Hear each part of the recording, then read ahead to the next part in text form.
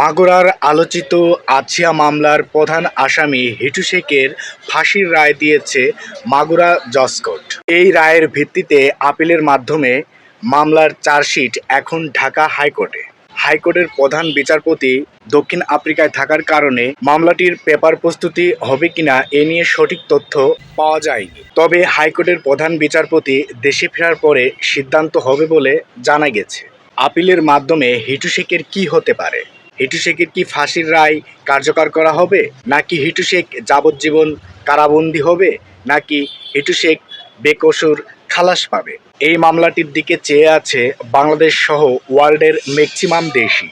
এদিকে ডক্টর ইউনূস সহ তারেক রহমান এবং বাংলাদেশের সকল রাজনৈতিক দলের প্রধানদের কঠিন হুঁশিয়ারি, এমন ন্যাক্কারজনক ঘটনা ঘটিয়ে কেউ পার পাবে না। দেখা যাক সামনে কি হতে চলছে হিটু শেখের। ভালো থাকবেন, সুস্থ থাকবেন, ধন্যবাদ।